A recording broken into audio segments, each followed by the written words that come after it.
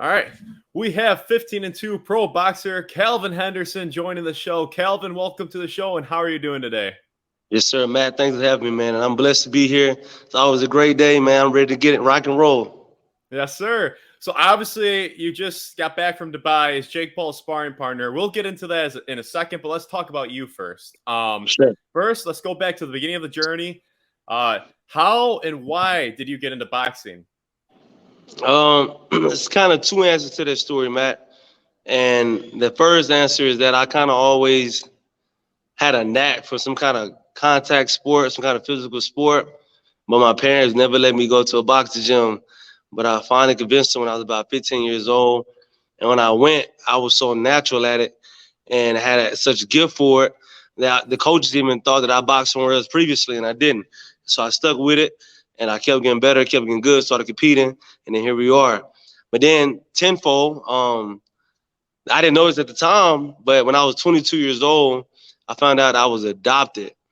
And my biological father and his brothers, my uncles, most of them were professional fighters, or at least amateur fighters. And so it's kind of something just like destiny, you know what I mean? Like when something is destined for you and you have a plan and a goal for it, that's going to always come through, man. So it's kind of cool to be here, kind of use my talents to provide for my family, and just it's all been a blessing. Yeah, and talking about that a little bit, you have a phenomenal story. Anybody who's not familiar with you watching this video, go check out his story, do a little research. It's awesome. We'll cover a little bit in this interview, but he's got an awesome story. Really easy guy to root for. And something really interesting about you as well is you have a college degree from the University of Arkansas, Yes, sir. and you in musical education. I believe you're in the band there. Yes, So sir. my question is, when you were in college, were you training boxing on top of being in the band, on top of being a student? Yes, for sure. Yeah, Matt. So I wanted to turn professional in boxing right after high school. I was boxing back when I was 15 years old. But credit to my mom, she wasn't playing that shit, man. She's like, no, you going to school, you getting your degree, and then after that, you do what you want to do. And that's what I did. So I went to school. I went to the University of Arkansas on scholarship, by the way, music scholarship, and I played percussion. So I like to say that I went from beating on drums to beating on faces. And so I was in the drum line in college. And in the summers, I would go back to Texas. That's where I'm from, and I would train and compete in the summers. And I kept doing that throughout my college career until the last year. The last semester of my last year, I met my now coach, Kevin Lightburn, and he took me from here all the way up to the top, man. And it's kind of crazy how things unfold because he's not from Fayetteville. I'm not from Fayetteville. And we met up my last semester when I had in my mind that I was going to move back to Texas after graduation and just go back home and figure it out from there. I met him my last semester as Kevin Lightburn with Straight Ray Boxing, and we've been rocking ever since. No, that's awesome. And a quick question that's not too related to your story, but that comes to mind that you were going to school as a boxer. Did you ever go to any boxing clubs and fight any average Joes? That's a good question, man. So that you can't major in boxing in college, right? There's no Yeah. boxing degree. So of course that would be my first choice, but they didn't have boxing. So I went with music. That's my second love. And like I said, I received a full scholarship for the drum line. And Yeah. my junior year in college, we actually started what's called a Razorback Boxing Club. And I think it's Uh-oh. still there to this day. And of course, no one got any experience in that, a bunch of average Joes. But even before then, though, in the dorm room my freshman year, we had what's called dorm room wars. And so I always had my boxing gloves, and all these guys who said they used to box and how they was younger they boxed, they wanted to challenge me and they see if it was real or not. And I think it may be some videos, I can tell myself, maybe some videos out there of me in dorm rooms knocking folks out in the hallways and shit. But yeah, it's always those guys who feel like they're badasses until they meet a badass. You know what I mean? Definitely have my fair Exactly. share of stories for that. Yes, sir. Okay, that's funny. That's funny because that came to mind when I was reading up on your story. That's wild. And Dude, hey, man, you and always got props. those guys, man. Always. And then actually my junior year, I told my coach, this is a different story. I told my coach that I was going to drive back down for the Fort Worth Golden Gloves that year. Of course, he didn't believe me. So 3 months out, I started training myself up here in Arkansas, doing my own running, my own swimming, my own lifting, my own everything. I didn't have a coach up here, and I got all of my frat brothers together, my fraternity brothers, and I apologized. I said, look, guys, I need some sparring. So I'm gonna need you guys to come in here. No. So every 30 seconds, I was rotating out a new person in my fraternity brother, and it got right. And I drove down there in a week-long tournament, beat everybody, and won the Fort Golden Gloves, man. So it's kind of cool. Hey, you know, shout out to your fraternity brothers for stepping in there and taking one for the team to get you ready. So, yes, sir. Yeah. So, and then after college, I believe you taught. You were a teacher. You taught music for a few years. Am I correct in saying that? Yes, sir. You are. So, after college, I knew that I wanted to be a professional boxer. I just didn't know exactly how I was gonna get there. I knew kind of how I wanted to get there, but it wasn't like a set path. So I started teaching music part-time at different gigs. So I would have a drumline gig in Oklahoma. I would have a drumline gig at Fayetteville High School that's here in town, different junior highs. Then I also taught part-time at the boxing gym here that my coach and I opened up back in 2013. And so I was going back and forth, piecing checks together. And then finally, I believe it was 2014, I was like, nope, you know what? I'm going to put all my eggs in this boxing basket. I'm going to focus all my attention and all my drive on this. I was still amateur at the time, but I wanted to really give it everything I had with no regrets because I know this small window with this boxing stuff. And so I put everything into that, and I stopped teaching that any kind of drumline, any kind of personal lesson, anything like that. I focused solely on boxing, and I feel like it panned out very well. Yes, sir. I would say so. And talking more about boxing, what's your ultimate goal in boxing, and how long do you want to be in the sport for? That's a great question, Matt. So one of my lawyers, Jason Stewart, when I first turned professional, we was getting all these contracts and phone calls from different managers and promoters and stuff. And we was on a three-way phone call, and he asked me a question right then that set me up for the rest of my career. I don't think he even knows this. He asked me, I need to figure out why I want to be a professional boxer. So is it to make a bunch of money? Is it to be a world champion? Is it to provide, like whatever it was, I need to figure that out right now. So when I step into the professional ranks, nothing else would deter that. And he told me I didn't have to answer right there. Just think about it. And I did. And what I came up with, I'm a professional boxer. I want to use the talents and the gifts that God blessed me with in this sport to provide for my family. So if that means that I have to win a world title to get the most money from my family, that's where I'm going. If that means that I have to go up a weight class and fight Anthony Joshua for $300 billion, then that's what I'm doing. So I'm in this sport to maximize my full potential and use my gifts to provide for my family, my wife and kids. That is my ultimate goal in boxing. Oh, okay, and then do you have an age that you want to get out by, or are you just gonna keep for going? Sure. I don't see myself getting punched in the head no more past 36. Of course, that's my goal, but you know how boxers do, man. It's kind of hard to lead that competition. And I know for me, I'm super duper competitive. I know it's gonna be hard for me tonight. This is like the ultimate competition, man. Like just me and you, mano y mano. Like nobody else, no help. It's just me and you in there. Let's see who the best. And I know it's going to be hard for me to step away, but I'm telling myself 35, 36, I think it's going to be up again punched in the head. Okay. And then when you're done with boxing, do you see yourself getting into coaching, or do you see yourself teaching music again?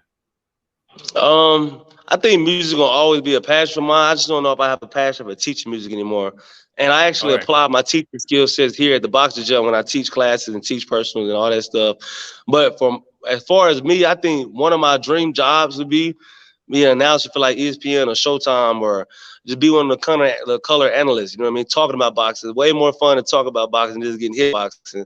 And then maybe I entertain for a little while being a professional, and that's going to sound weird, but being a professional sparring partner, like going to different camps and helping the younger cats, the next generation, and giving them tips and tricks and skills, stuff like that to help them in their professional careers.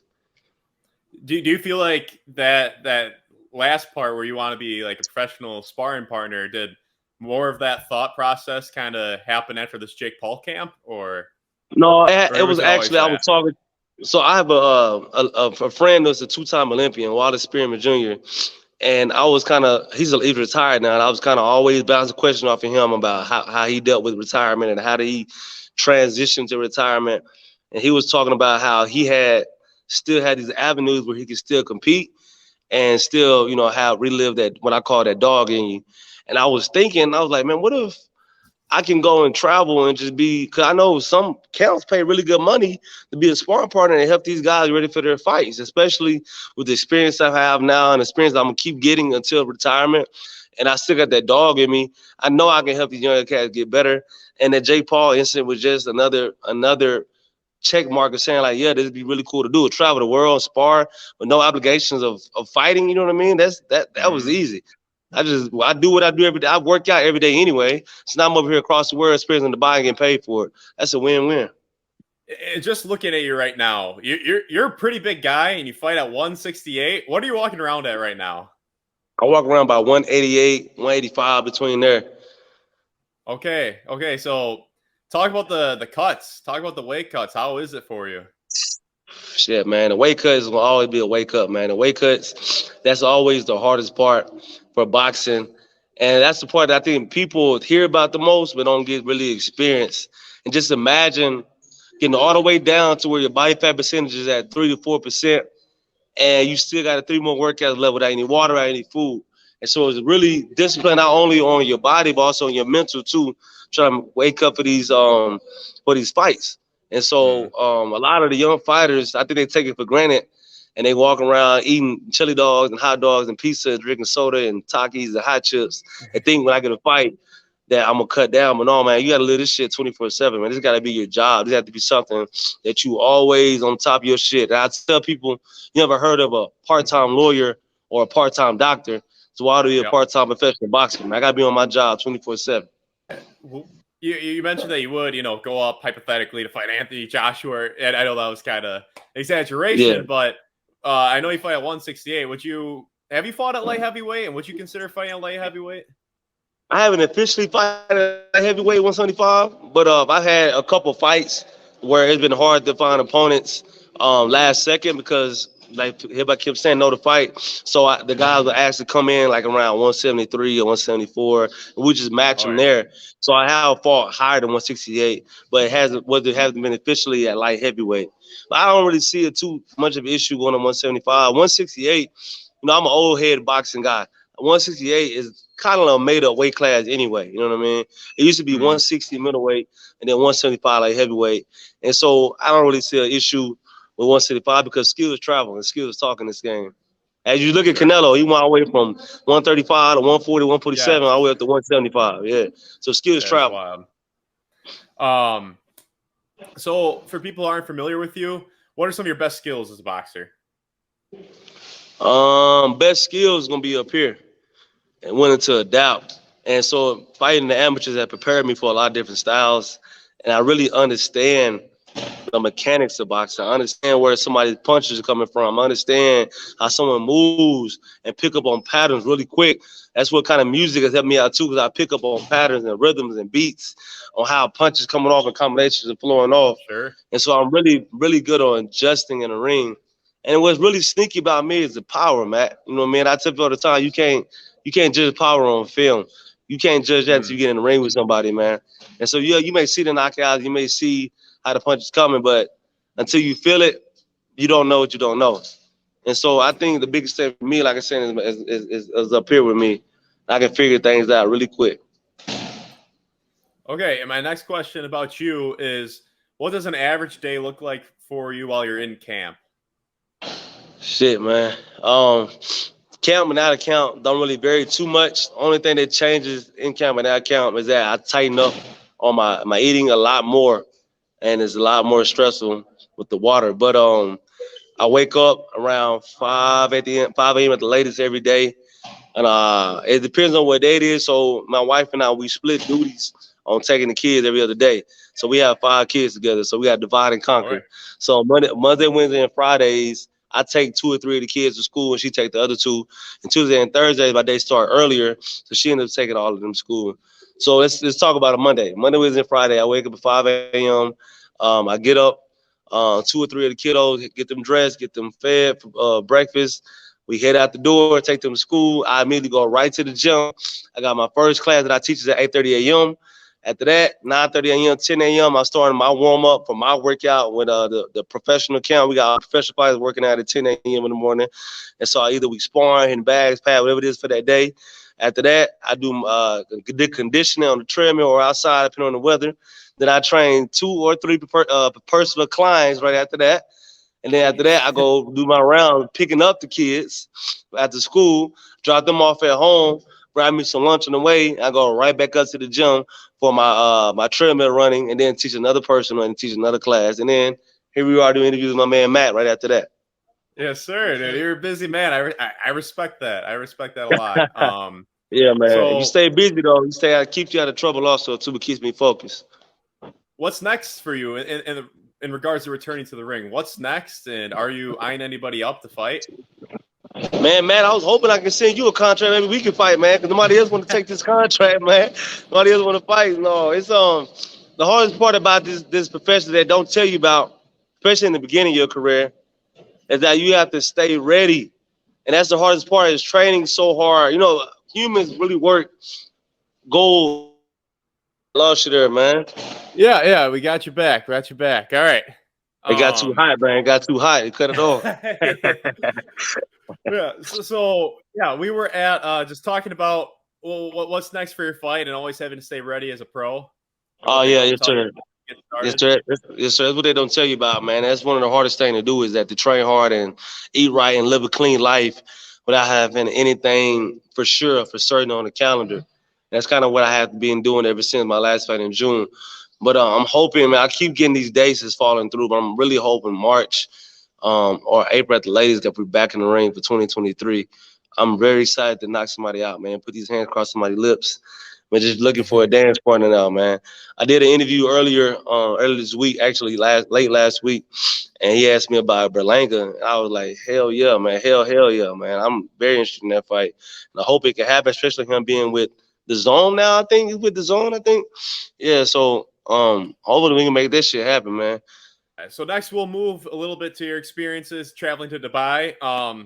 First off, how'd you get the gig as Jake Paul's sparring partner? Yeah, man, I had this sign that I posted on Instagram that said "We'll spar for food." No, I'm messing. That's a joke. Made a joke. No, so it kind of goes back to what I was saying earlier about staying ready, right? You always got to be in the gym, always got to be in shape, because if that opportunity would have came and I wasn't in shape, it would have went right over my head. But so BJ Flores is one of Jake's coaches. Him, BJ, and my coach Kevin Lightburn used to train together back when they was in the amateurs. And BJ's dad was also my coach's coach in amateurs as well. So that's a correlation there. BJ reached out to me one Friday afternoon when I was leaving the gym, actually, and hit me up on Instagram and just asked me, was I in shape? Am I ready? Can I fly? Can I have my passports? All these questions and stuff. And it was like, yes, sure. yes, hell yes, let's do it. And a week later, I was in Dubai. Yeah. What was the vibe like with Jake Paul and his team? Man, those guys, believe it or not, Matt, they locked in, man. I know that Jay gets a lot of clout for being a YouTuber and being a clown and doing all this stuff just for, what they call clout chasing and stuff. But man, he's like my 6-year-old son. He really thinks he's a boxer. You know what I mean? My son, you can't tell him shit, man. Right now, he's a boxer. He goes to school, he's a boxer. That's how Jake is. Except he's actually putting in the work. And of course, he has financial backing to kind of help make things easier, but it doesn't change his focus at all. He goes to the gym, he trains hard, he works hard, he does recovery, then he goes home. Like, there's no clowning, there's no joking, there's no dancing, none of that bullshit at the gym. And we putting in work. Then when he's getting ready for this fight on 26th, I really think that he's gonna pull it off, man. All right, and for having only been boxing seriously for a little over 3 years, I believe in fall of 2019 is when he really started going all in. What do you think about where he's at right now? Is he further along than a guy 3 years in should be? Is he right where you would expect? What do you think? I think he's further along, and it goes back to like I was telling you about. And so what I'm more so impressed about, Matt, is that how a guy can have that much money and still wake up every morning willing to get punched in the face. That's what impressed me the most. Because boxing, as you know, is a hurt business, And like Sugar Ray Leonard said, it's hard to wake up in those cold mornings to go run when you're sleeping in silk sheets. And so for him to even want to make the decision to dedicate whatever part of his life, 3 years, whatever it is, to boxing, that right there deserves a round of applause, because he is literally taking it serious, man. He wakes up, he goes to sleep thinking nothing but boxing.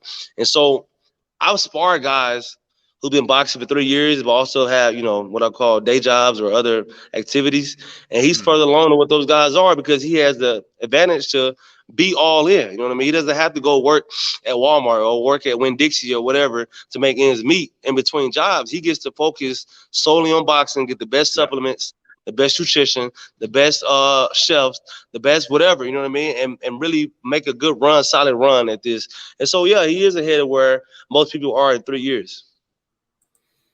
So obviously we can't talk about sparring a whole lot, but is Jake at a level where obviously you're there to get him better? Is Correct. Jake at a level where it was beneficial for you in these sparring sessions where he can help you improve as well, or no? Well, so me being honest just about sparring, there's nothing he did that I haven't seen before, but he did catch me with some shots, you know what I mean? And he did catch me with some shots that I didn't necessarily get hit with anymore. Now, I ain't saying like he hurt me and put me on a canvas and like that, but he landed some shit that was kind of unorthodox and some shots that I didn't think he could pull off, and he did, you know what I mean? It made me respect him and put my left hand up and stop playing, but he is athletic. He throws some decently fast punches, and he has some pop on him too. And we had 16 ounces on with the headgears and everything, and he was pulling off some stuff that I didn't think he could do yet. He was landing. Of course, his bread and butter is his overhand right, and he's gonna always find a way to land that shot. And he actually, in one of our sessions, the second, maybe third round, he hit me with the overhand right, and I instantly knew that Tyron Woodley fight wasn't set up. Like, he actually caught that motherfucker and knocked his ass out. And yeah, I felt that shit, you know what I mean? Now, of course, I didn't get knocked out by it, but when you hit me, and I was like, I ain't trying to get hit like that no more too many times. Yeah. So he got some skills on him, man. That's me being honest. And I done been in counts with world champions, former world champions. I've been boxing for 17 years. I got hit by the best, you know what I mean? Unfortunately, being hit by the best. And so he caught me with some shots that was like, okay, this is real. From my understanding, he uses sparring to kind of make up for lost time because he got in the game so late. For sure. Were these spars like wars from his side where he's just coming in to take your head off? So you're 100% right on that, Matt. That's actually very smart on his coach's part. And so whenever you're in a race late, you have to be sprinting to get even caught up to where everybody else is, right? And he started the sport super duper late. So that's where he has to make it up, and that's within the sparring. So you have to keep bringing in all these really good sparring partners so he can learn kind of on the job. Not in the fight per se, but definitely in the ring. And so for me, it wasn't necessarily a war, but it's definitely one of those sessions where I decided, like, I'm going to really push him and see where he's at. And I mean, I'm talking about I pushed him, man. And it was a really good session. And what impressed me the most is that he came out every round ready to work. Usually when you get pushed in a hard session, you don't really want to be there. You go to what I call survival mode. But he still came out every round with new stuff to try out and still making adjustments, even in the later round in our sparring session, to still land good shots. So that right there was a very, very, very big moment to me, for him to say, like, okay, man, this guy really invested. He listened to his coach, he listened to his corner, and they actually got some stuff moving and grooving. So obviously Tommy's one of those guys who's been boxing since he's little. Jake, as we mentioned, only for about 3 years. As Jake's sparring partner, give me your official prediction. How long does the fight go? What round? And how do you see it ending? So it's an 8-round fight from what I hear. Yeah. And you're only as good as your dance partner. So with that being said, Tommy's demise will only happen on which Tommy shows up that night. So if Tommy comes out there on his bicycle, moving his feet, of course, it's going to take a little bit more time for Jake to find him. But if Tommy comes out there, trying to swing and try to, be who's bigger, who's batter, I think he'll get caught early and end up getting out of there. But what I do know is that Jake is putting in the work, and I do know that Jake is going to land that overhand right. That's his bread and butter. He's going to somehow get that shot off. And the real question is going to be is how does Tommy respond to that?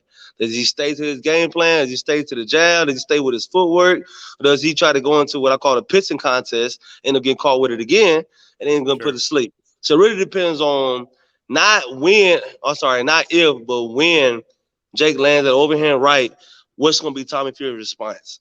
And so I see it either late round stoppage or Jake by decisions in the 8 rounds. All right. For me, I'll just share my opinion real quick. I feel like Tommy Fury, if the fight ends early, I feel like it's going to be Tommy Fury who gets the win.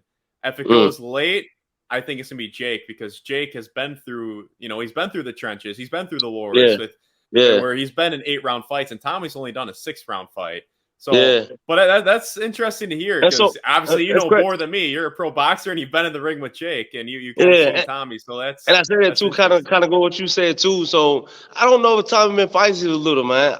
So Tommy only has apparently 12 amateur fights, and now he has 8 professional fights. So even though he's the most boxing skill fighter that Jake has fought, I had a fight very evenly matched. Even the Vegas eyes have, last time I checked, has Jake ahead on the Vegas eyes. And I think it's for that certain fact, because we don't know yet with Tommy. Like, all we've seen is him fight lower level opposition.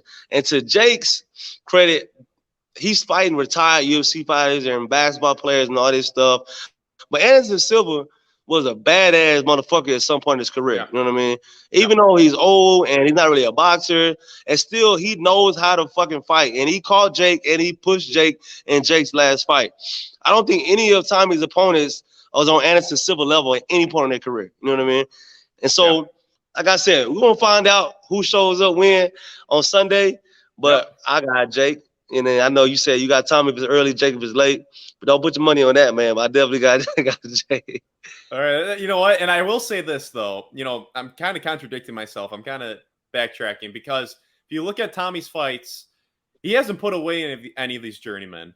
He hasn't put any of them away. So I don't know why he would put away Jake in the early rounds when he hasn't put away these, taxi drivers. But I do have to give one of the fights, I got to give Tommy credit for, because I had Jordan Grant on the show, the Scotland boxer. He was a solid fighter. Granted, Tommy fought him on a few days' notice. Tommy had a full camp, and Grant got a call on a Wednesday to fight on a Saturday. Always stay ready. But still, I'll give Tommy credit for that fight. That was an impressive win in my eyes. Gotcha. So moving on. Do you think, with your relationship with BJ Flores and now with Jake, could you see yourself potentially being on a Jake Paul undercard? That's always the main goal, man. It's always the you got the rainbow and the pot of the gold and the rainbow, man. That's always going to be the lick. That's definitely one of the reasons why I said yes going out there and sparring them, was to show these guys that I'm a real fighter and that I take my job seriously. And I'm going to be ready when that shit comes back around to maybe be on the undercard next time. Definitely. And even if not on the undercard, get back in camp with Jake and sparring again for his next fight. But definitely been on the card, man. Like I said, I can't get fights right now anyway, and I'm already ready now. So it'd be cool, man, to go spar him in the next camp and then hop on the undercard right there. But definitely, man, that's always the goal. There you go. Well, Kalvin, I've had a blast talking with you. Really solid guy. I appreciate you. I'm going to be rooting for you along the way. I got one last round for you, a rapid fire round. So I'll give you a bunch of questions. Just answer them in a timely fashion. That sound good? Let's do it. All right. First question, favorite holiday? Woo! Gotta be Christmas. Dream matchup in the ring? Man, Caleb Plant. Favorite place in the world? Anywhere with my wife. Favorite animal? Sheesh. Me, the beast, baby. Favorite food? Oh, man. Anything with hot sauce. The biggest pet peeve? Weak motherfuckers, man. in the ring or just in life in general?